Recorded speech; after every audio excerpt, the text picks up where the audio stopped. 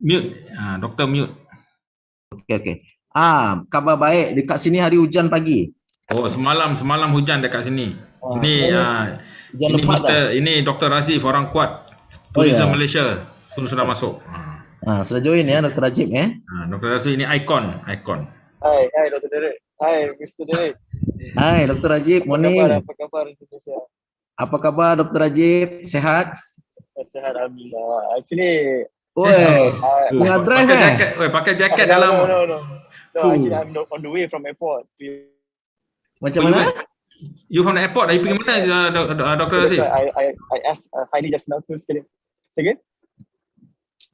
No, I have something in Alustar, so I have to go back there. And today I have something again, so I need to come back to your item Shah Alam. And this afternoon I have to go back to Alustar again. Okay. Because I need to go back to my hometown lah. My mother-in-law sakit so that's why. Sorry to hear that. Yeah. It's okay. Encik Frederick, yang Dr. Adi dengan... Sudah. Saya sudah inform dia. Sebentar lagi dia join. Okay. Dengan Pak Ismoyo. Pak Ismoyo ya. Sudah. Saya sudah chat beliau. Okay.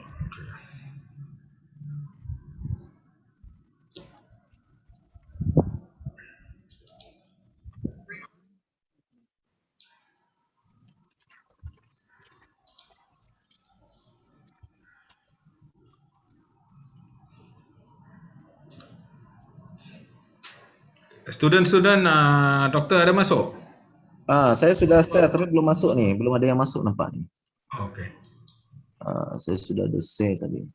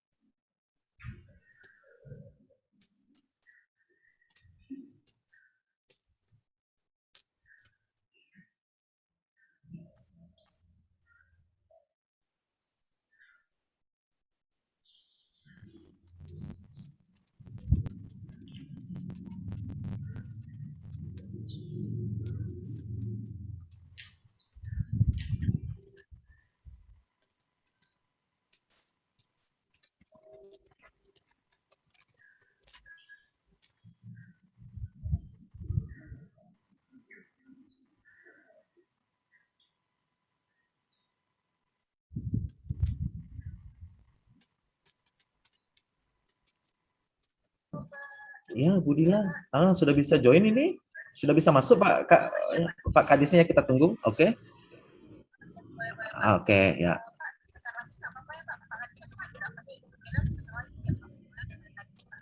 Oke. Ditunggu ya, lagi rapat ya. Oke. Baik. Oke. Ya. Terima kasih.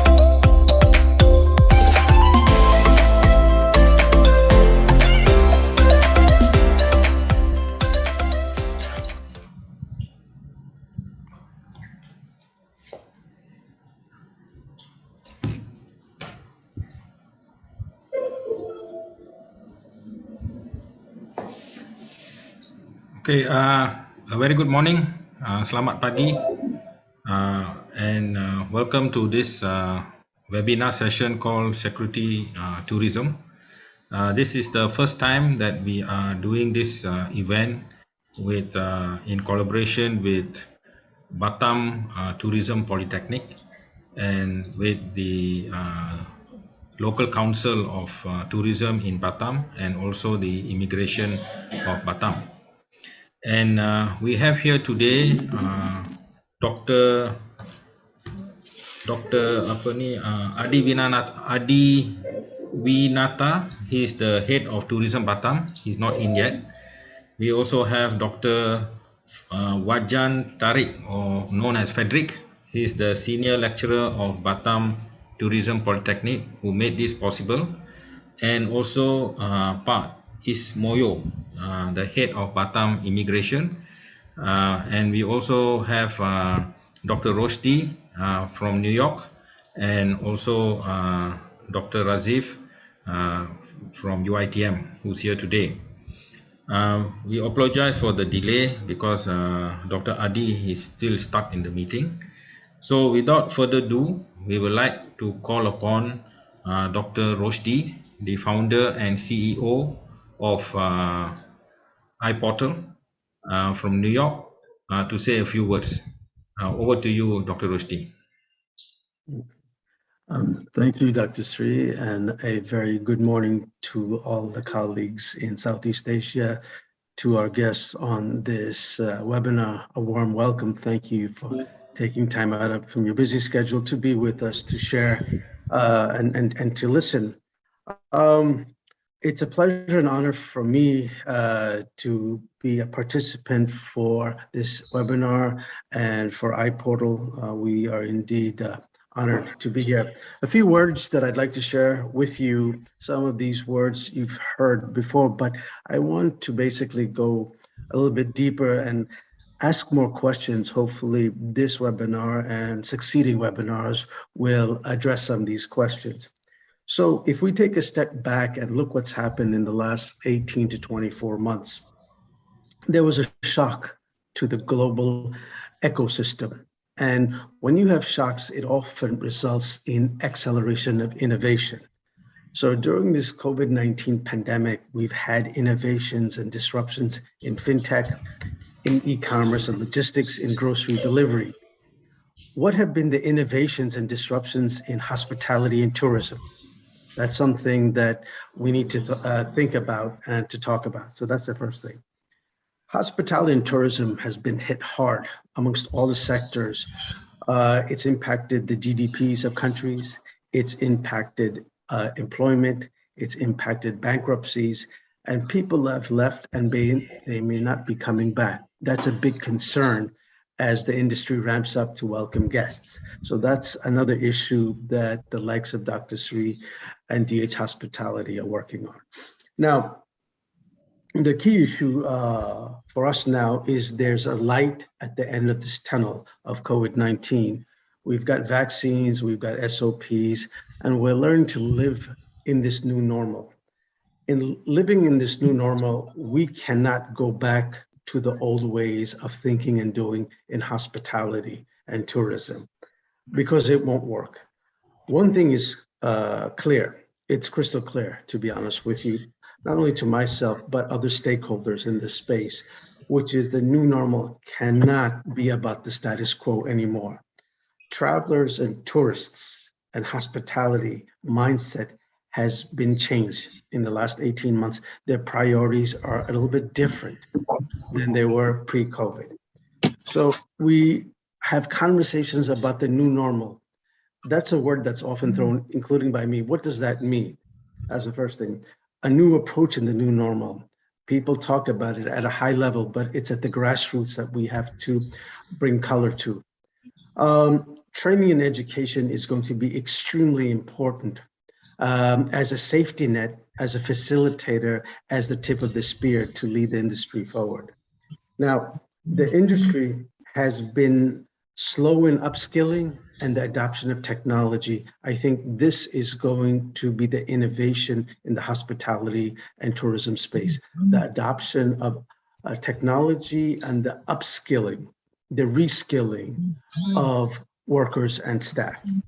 Now, words like reset, revitalize, renew, and renaissance in the tourism and hospitality area have been used, including by myself, but there isn't really much debate and conversations on what does this mean. Have we built resiliency into the system because there will be other shocks and because tourism and hospitality will be impacted?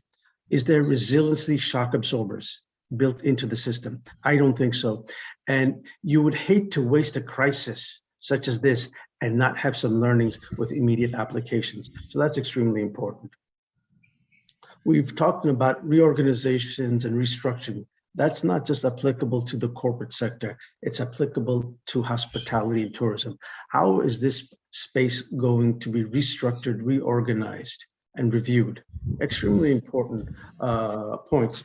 I think one of the important takeaways of the COVID-19 for the hospitality and tourism area is basically housekeeping.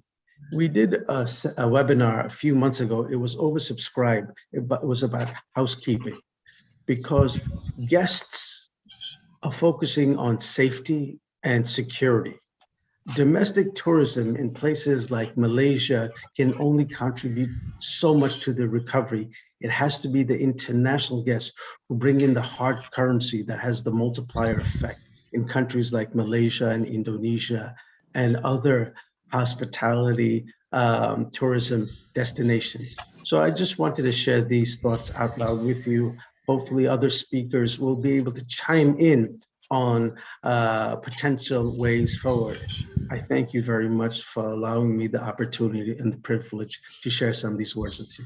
Thank you. Wish you the very best for this event. Thank you, Dr. Sri. Thank you, Dr. Roshdi. Thank you very much for your the opening speech. And we would like to call upon Dr. Adi Winata. He's the head of tourism for Batam Island. Doctor, over to you.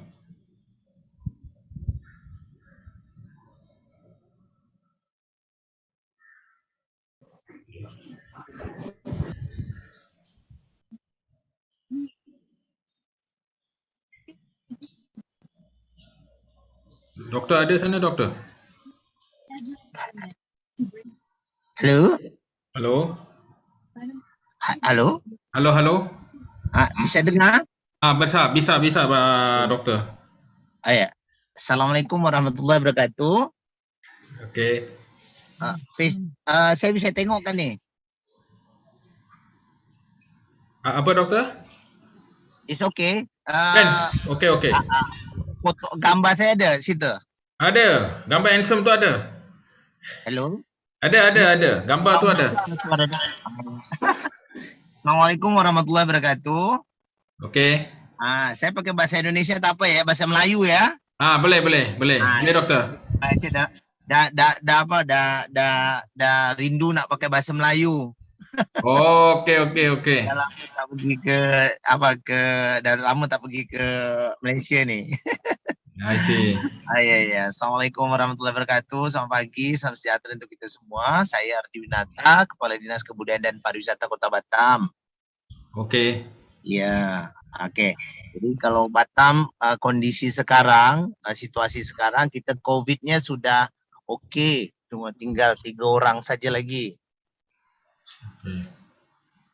Dengar, Cik? Dengar. Okay. Nah, kalau Batam ini merupakan satu kota yang industri, tapi di dalamnya ada dua tourism, kepariwisataan. Batam sekarang kita sedang membangun, Wali Kota Batam, Mayor Batam membangun infrastruktur yang lebih baik lagi, terutama pada jalan. Kita sudah lebar sekarang, banyak destinasi baru untuk bisa dinikmati wisatawan mancanegara dari mana pun asal negerinya ke Batam bisa tengok masjid yang bagus, biggest in Sumatera, terus kita bisa pantai yang bagus, ya, terus banyak hal lagi lah, shopping, bisa main golf. Dan saya difahamkan orang pelancong dari Malaysia itu senang bermain golf di Batam, betul? Betul. I see, okay.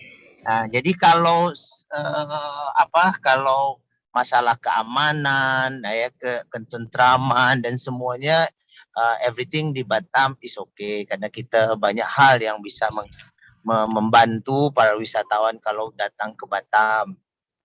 Kita punya hampir 222 hotel di Batam. Okey. Kemudian kita ada 800 lebih restoran, macam-macam loh, India, Arabic, Turki, semua ada di Batam. Jadi dari Batam ke Malaysia tu about 2 jam sajalah mungkin, barangkali sudah sampai. Ya, kita menunggulah bila waktunya nanti bisa dibuka lagi tourism antara dua negara. Hello? Ya. Boleh dengar. Ya, jadi kita berharaplah nanti bagaimanapun nanti bisa semua kita kembali bagus, COVID bisa sudah bisa kita atasi, kemudian semua kita bisa kembali melancung lah kedua negara. Mungkin singkat saja itu dulu dari saya, Cik. Nanti kita mungkin ada tanya jawab. Mungkin kita bisa lebih dalamkan lagi tentang Batam. Terima kasih. Assalamualaikum warahmatullahi wabarakatuh. Thank you, Doctor. Thank you, Dr. Adi. Okay. I would like to just summarize on what Dr. Adi mentioned just now. Batam is their main focus is on tourism, and Batam has about 1,200 hotels, 800 restaurants, different types of restaurants in Batam. COVID has recovered in Batam. Only 3 of their citizens are still infected with COVID. And Batam also has the largest mosque in Sumatra, is in Batam Island. And Batam, they look forward receiving tourists, especially Malaysian tourists. And the flying time from Kuala Lumpur to Batam Island is about 2 hours.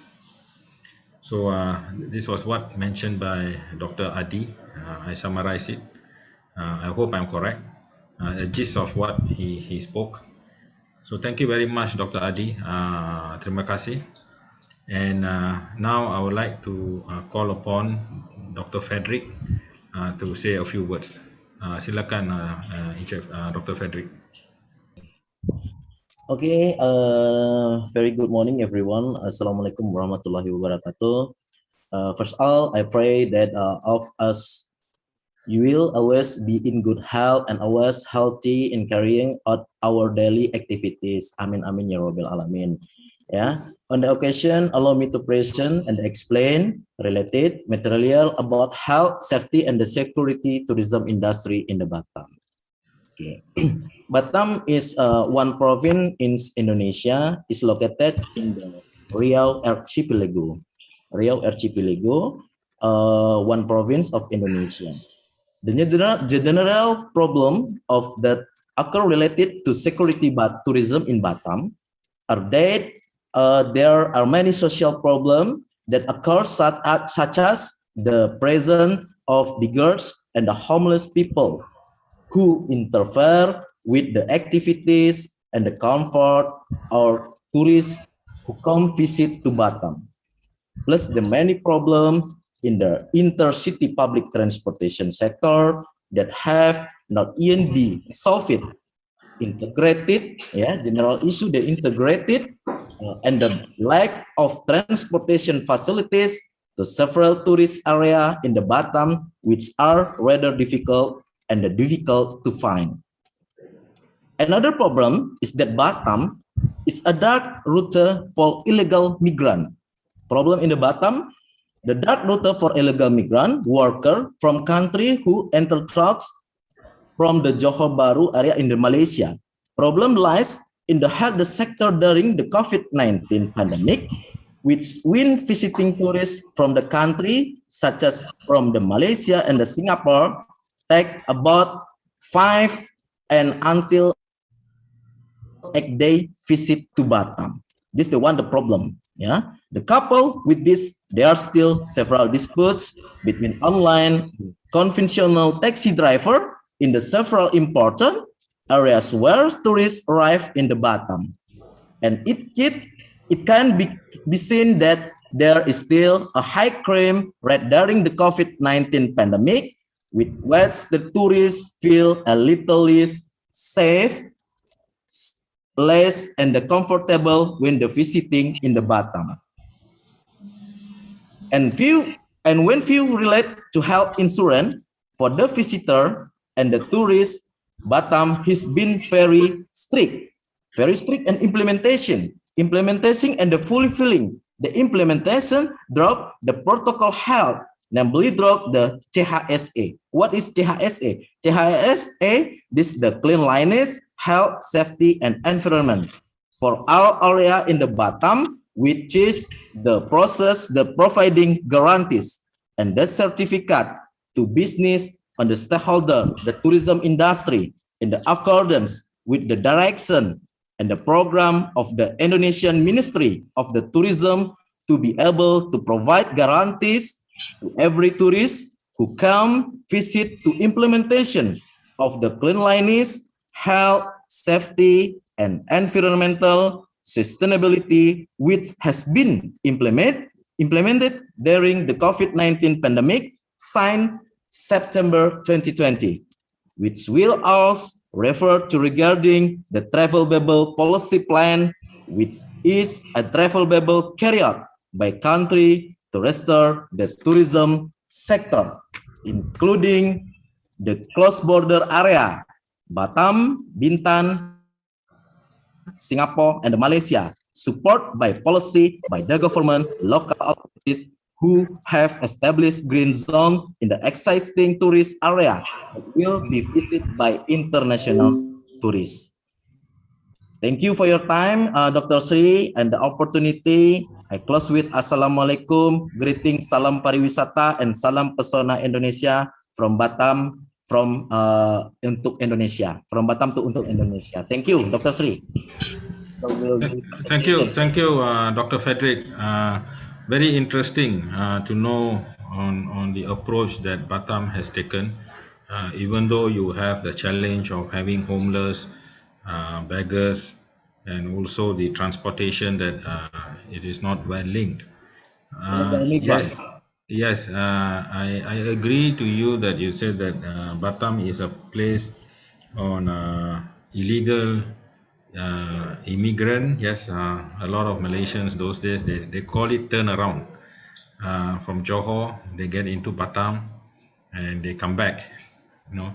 So this is also a security threat, but I believe that this thing can be overcome. Okay, and as you know, borders are opening around the area. Malaysia has already opened for international tourists to the island of Langkawi, and we are also looking at opening the borders on the 1st of January. So the new norm of travelers would be a lot of issues on safety, on security. These are things that people will be looking at now for a destination where they want to choose. It is not like before.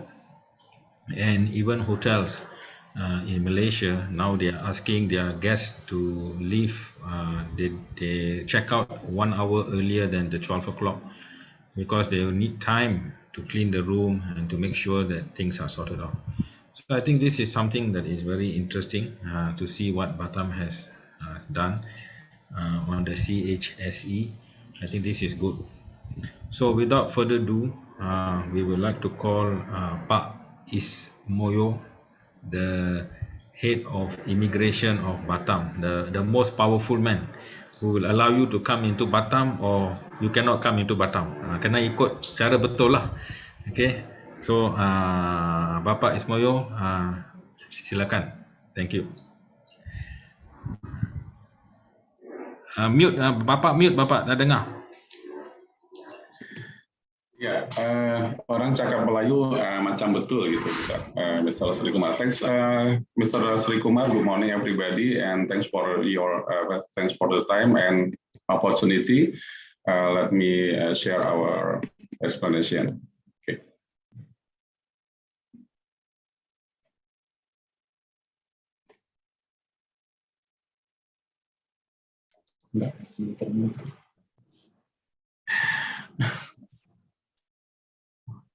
Excuse me, wait for just a minute. Okay. Yes.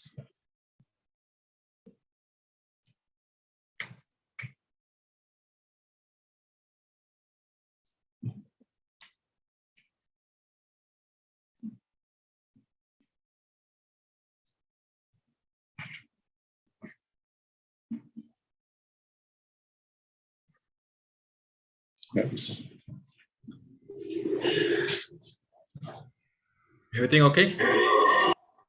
A little bit problems on my computer. Okay, I will continue. Okay.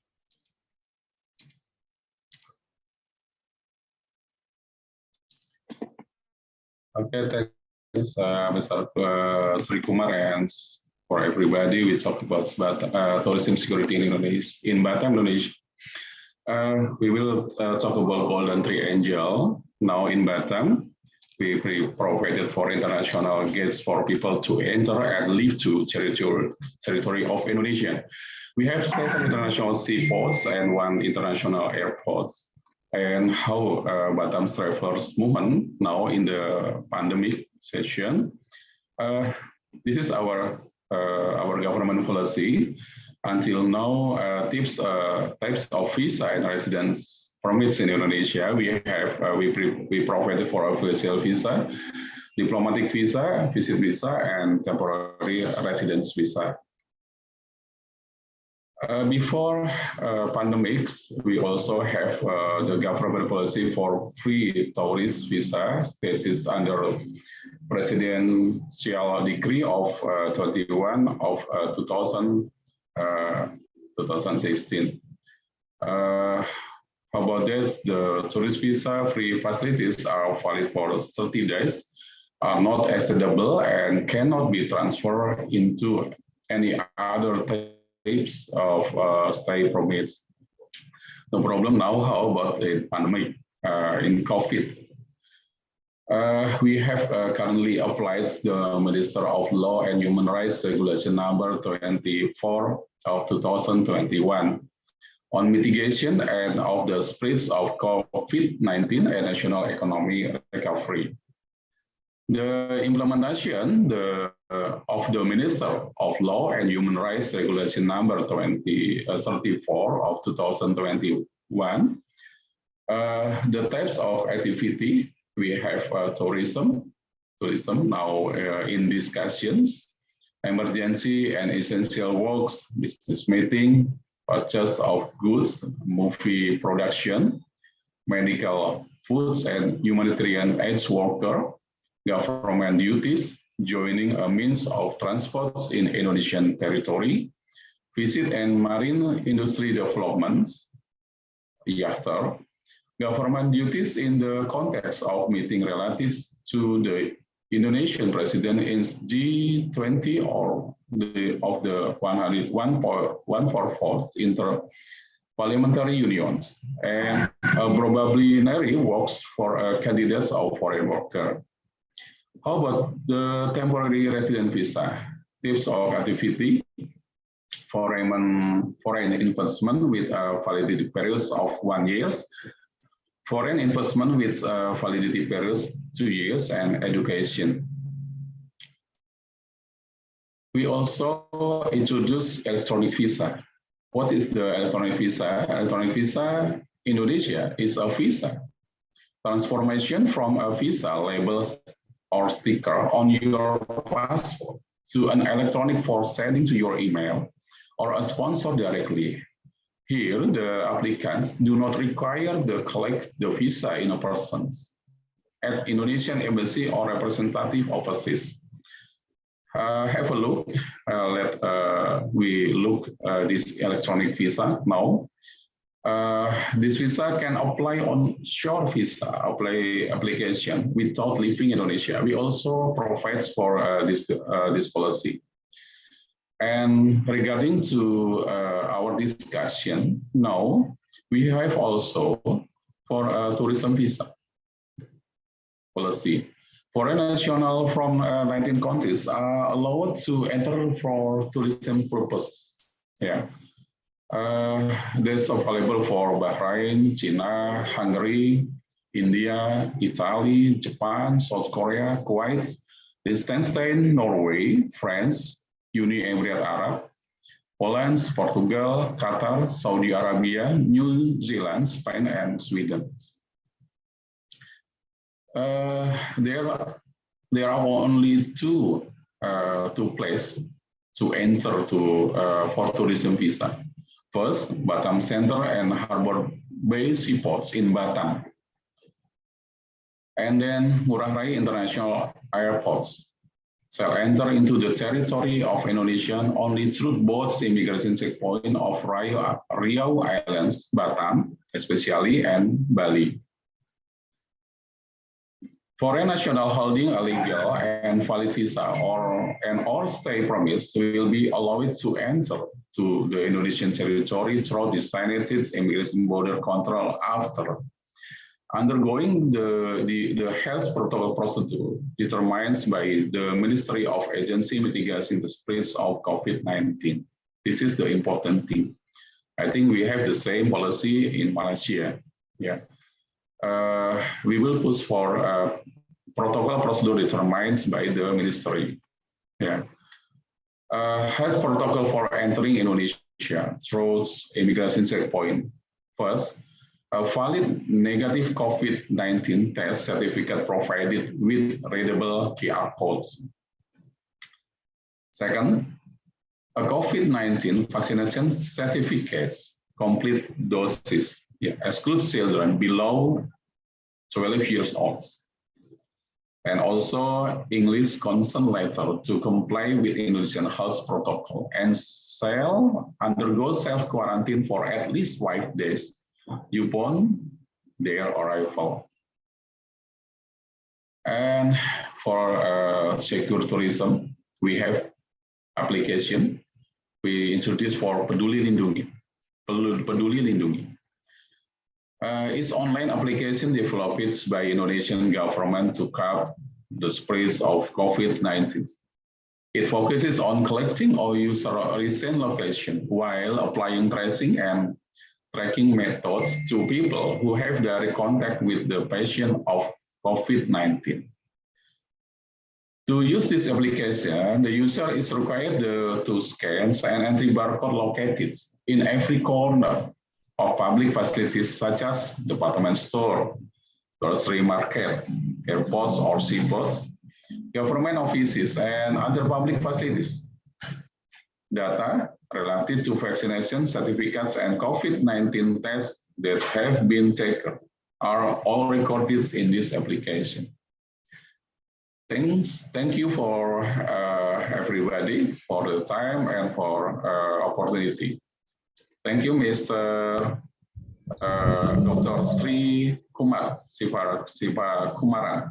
Thanks for your time and this opportunity. Thank you, Pak Isomoyo. Thank you very much for the what to call it explanation, and also the immigration procedures and types of visa that is offered. I think this is something that is very interesting for us to see, to know, and we hope that we can do more events with the immigration in Batam to understand, because these are things that tourists will be looking for, to see what they have, what is it. I think this is very, very interesting. Thank you a lot, Pak Ismoyo. Thank you. So, ladies and gentlemen, now I would like to call upon a very good friend of mine, Dr. Muhammad Razif, who is here today, and appreciate your time. With your family commitments, you still made time for this event. Over to you, Doctor. Thank you, Dr. Sri. Assalamualaikum and good morning to Dr. Sri. Also my good friend from Batam, Mr. Derek, and also nice meeting you, Pak Ismoyo. It's a very good presentation that you have, good information that you have shared with us just now. Okay, let me share my screen. I've prepared for a while. I hope my screen will be visible to all of you. Okay. So for today, the topic that I would like to share with all of you, because every week, I think every webinar I will share my point of view of what is currently happening in this tourism industry. But today I would like to share on the security and tourism industry post-pandemic. Okay, allow me to introduce myself. My name is Muhammad Razif Jamaluddin. You can call me Razif.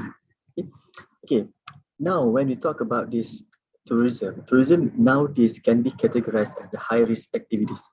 Before this, when people go out for traveling, people go for leisure. But nowadays, they're involved in high-risk activities. That means there must be, certain outcome or certain, bad incidences that might happen to them. So that's why when you are involved in the risk, that means you have to foresee what will happen in the future, what will happen during the activities. Okay, for example, you see from Thailand. So Thailand has certain policies. I would say that because of tourism is one of the most important, we should say it's the most important industry in Thailand. So that's why they have to put certain measures in place. For example, like this, there are things like certificate of entry. You have to go through the system. You have to register. So you need to provide the evidence. All of these are not something that we go through before. And now you have to make sure that you follow. You must sure that all of us must sure that we keep informed for the procedures that we have to comply. For example, like you have to buy insurance that will give coverage of no less than 50,000 US dollar, and then the proof of payment of your stay, as well as the vaccination, and so on and so forth. Okay, and then what about Malaysia? Let me share with you a little bit about Malaysia. So Malaysia also would like to open the border starting from next month, or maybe early of next month, and they say that about 1 month for testing period. So, but for us to accept international travelers, so there are certain rules or guidelines. For example, like fully vaccinated, and then the high yield tourists. So they can only come here. They can only arrive by air, and they have to they must have minimum stay of more than 72 hours. And the government of Malaysia would like to establish a travel lane or reciprocal green lane for the first, I think, with Singapore. And then the most important thing is when you want to come to Malaysia, you must show the proof of evidence that you bought travel insurance coverage of more than $80,000. So this type of requirement may hinder people to visit Malaysia. We are not sure about it yet, but somehow, like I mentioned earlier, this is the risk-taking activities. I'm not sure about Batam so far as what being mentioned by Mr. Ismoyo, Pak Ismoyo. So you also have mentioned, you mentioned about certain procedures or guidelines that need to be, adhered to by the travelers. Okay, for example, I would like to share with all of you one of the studies that I conducted with my friends from the industry. So we interviewed about 1,000, more than about 1,008 respondents. Most of them are travelers. And when we asked them how many of them bought the travel insurance, and to our surprise, only less than 50% bought insurance. The rest, about more than 50%, they didn't really care about this insurance. For them, maybe they thought that Malaysia is a safe place, right? But okay, from here, what we can ponder from this data is that now in the future, maybe during this pandemic, so the question that we have to ask, can the insurance companies guarantee the coverage where, because nowadays when you want to offer products, so usually we will rely on the volume, right? So if let's say there's so much people buy the travel insurance, so how can they get the return on investment of the new products?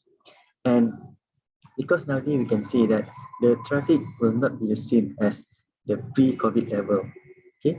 And then for the cost of insurance, how much that the travelers will pay. So from the data that we gathered before the pandemic, we can see that almost 70% out of the travelers bought insurance coverage of less than $25, and most probably this will not cover the 80,000 threshold that established by the government. And how can we say that they will comply with this requirement? Okay, and move on. So this is another data that I would like to share with all of you here. For example, what the countries, when we gather the information, we tabulate the data, and we found that people from USA, UK, and then Germany, China, so more than 50% bought the insurance, travel insurance. But what is really worrying to all of us, especially to Malaysia, is that, okay, when we want to allow the international travelers, can we see that, because in Malaysia, we rely so much on this segment from ASEAN, from Singapore, from China, India, Korea, Japan as well. So this contributed about more than 70%, or we can say that Singapore, Indonesia, and China contributed almost 65% of the international travelers. And from the data itself, you can see that not so much of them really go into this, buy the travel insurance. So that's why this would be riskier to the country if Malaysia were to open the border in the future. And because, I'd like to share with all of you again, because of, the cost of medical to cover the travelers when they are here, from what mentioned to me by the industry, more than 200 million. So that's why if we want something, the government don't want to, because of, nowadays the economy is not really good. So that's why we have to ensure that we don't want to add more burden to us, right? So that's why. So, but the question that I would like all of us here to ponder is, are we going to rely on insurance providers from the traveler's home country, or can they rely on the destination? So that means if let's say they were to visit Batam in the future, they have to buy the insurance from Batam, insurance providers, not from their home country. Because if let's say anything happened in Batam, so they have the coverage, and the government can, the government can really impose certain conditions to the service providers. So that's why it is important to decide which one that we want to pursue, because there's still time. The international border is not open yet. Okay, and so we also ask question. This one is an open-ended question to the travelers. Are they aware of the risks associated with traveling in Malaysia? And say that tourists are aware of the risks. So this one is data pre-COVID level, and they say that they are aware of the risks associated with traveling in Malaysia because they perceive Malaysia has low crime rates.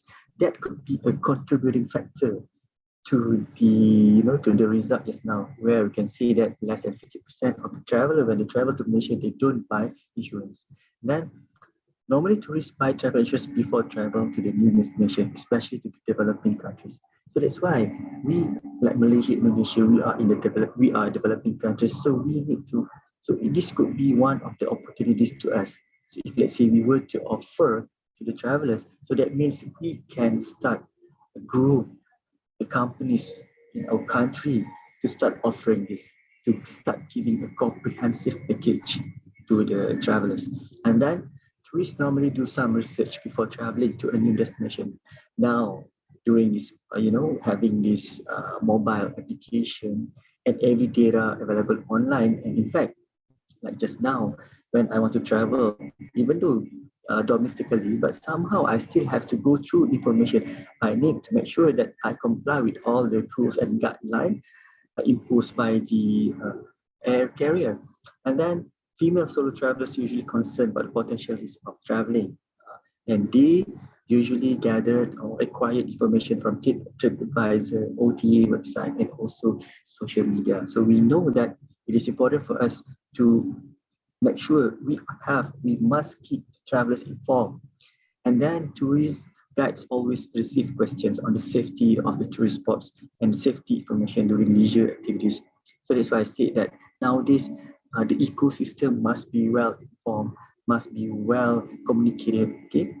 And the major issues that concern the tourists in general are crime, terrorism, food safety, health issues, and natural disasters. But now, so we are dealing with this one, we call it as invisible enemy, which is the virus itself. So how can we make sure that the tourists will feel safe when they are here in Malaysia or in Batam?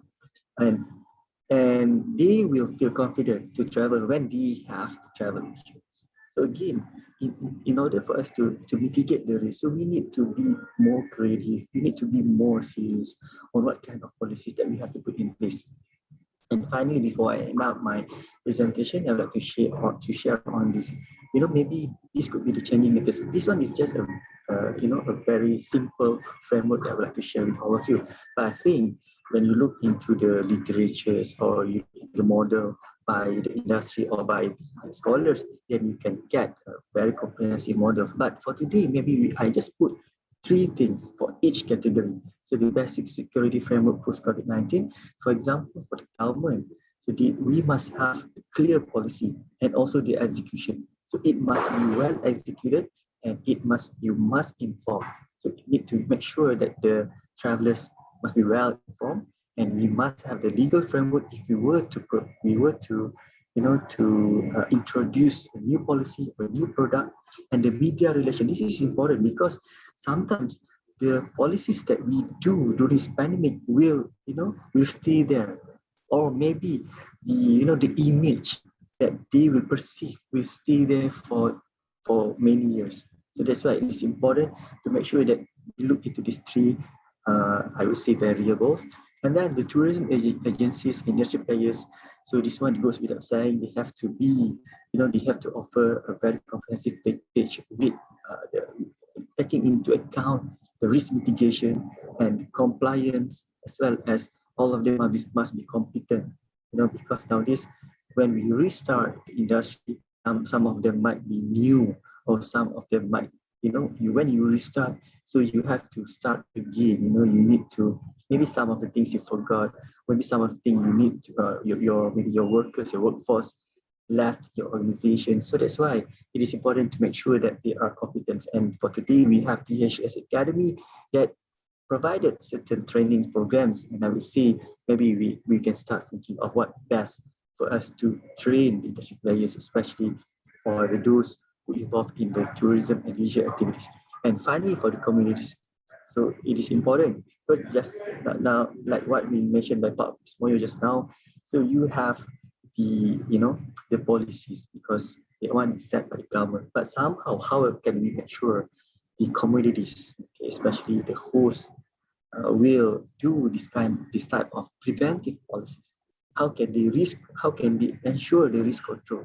Because sometimes, if you look into, so like Dr. Sri also, maybe Dr. Sri can also share later, for example, there are certain, hotspot in Malaysia. People love to go, especially in the green areas, island, the high land, So that's why sometimes when you go there, you can see lots of people, and the risk control is not there because of the host itself, cannot, they have to make sure that they need to satisfy their customers. But that's why sometimes they forgot about this, and we must to make sure that they keep informed what is really happening, what is the latest development. So I would say that before we start to open the border, so we need to profile the travelers. Just now I mentioned just a little bit on the data that we have gathered, but there are lots more that can be done, that can be studied, that can be shared between the industries, so that we can profile the travelers and we can make sure that the travelers will feel safe and there will be no cases in the future. And to Pak Ismoyo as well as Pak Derek, and also to BATAM Tourism, I would say all the best to all of you, and I love to visit you in the future. And I would like to end up my presentation by this one pantun. Kalau ada sumur di ladang, boleh kita menumpang mandi. Kalau ada umur yang panjang, semoga kita bertemu lagi. Ya, terima kasih and selamat. Thank you, Dr. Razif, for the very informative presentation, and very interesting to see the topic that you mentioned on the insurance.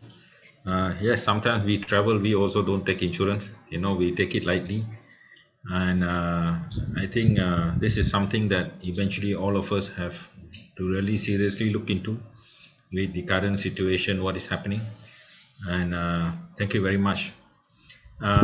You can see here that this our next event we have on the 23rd of November. It is known as culinary tourism, and then we also have nature tourism on the 26th, and safe tourism on the 30th.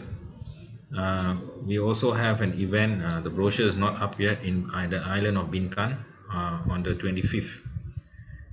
So these are the events that we have, and in December we will have event, and our last event in December is our launch of iPORTAL 2.0 on the 16th of December. So thank you very much for being here, Pak Frederick, Pak Ismoyo, Dr. Adi, Dr. Roshdi, and also Haley, who's managing all this from the back. Thank you very much. And also to the participants who are here today, thank you for being here, and wish you all the best, and see you next time. Thank you. Stay safe. Thank you. Thank you, Dr. Sri.